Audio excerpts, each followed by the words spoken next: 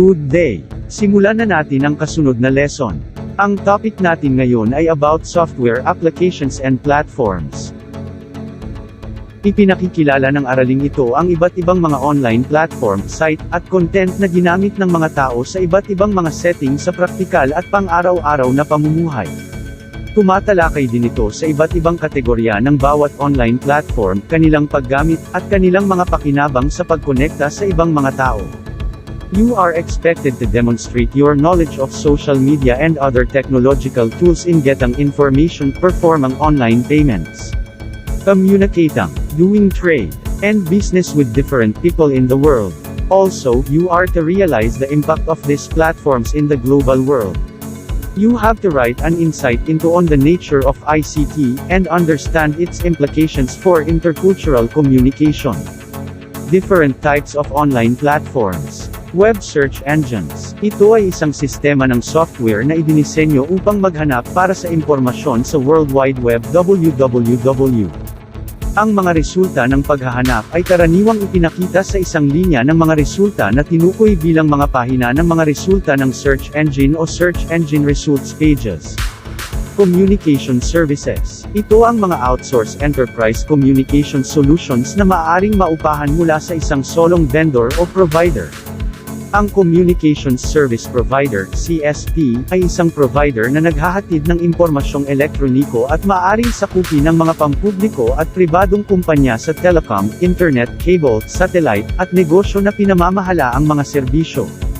Payment system. It is any system used to settle financial transactions through the transfer of monetary value and includes the institutions, instruments, people, rules, procedures, standards, and technologies. Advertising platforms. Pinapayagan nito ang mga gumagamit na lumikha at mamahala ng mga advertising campaigns, bumuo ng mga ulat, at kunin ang impormasyon tungkol sa mga ad campaigns, at organizations associated with an account. Sa pagkakaroon ng teknolohiya, ang mga ganitong uri ng pagbabayad ay ginagawa ngayon sa pamamagitan ng mga online na transaksyon. Gumawa ito ng mga pagbabayad at pagpapadala o pagtanggap ng pera na mas komportable, maginhawa, hindi gaanong abala, at hindi gugugol ng oras para sa mga tao.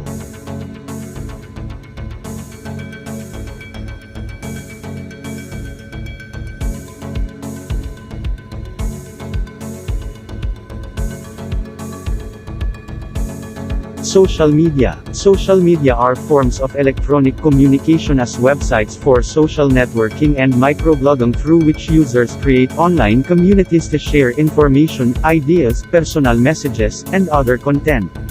Social networking. Ano ang pagkakaiba sa pagitan ng social media at social networking?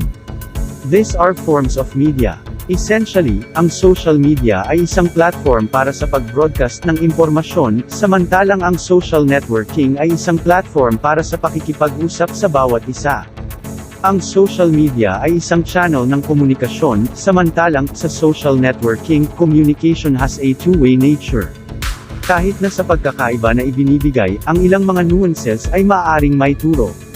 Bilang isang halimbawa ng kung paano sila magkakaiba ngunit medyo nagsasapawan, ang Facebook ay isang social networking site. Nagrehistro ka at naipost ang iyong profile, kumonekta sa mga kaibigan, at nagkomento sa mga paksa sa isang pangkalahatang interactive na paraan. Sa parehong site ng social networking, ang mga kumpanya ay nag-set up ng pagkakaroon at ginagamit ang Facebook bilang isang paraan upang itaguyod ang kanilang brand at makakuha ng mga followers.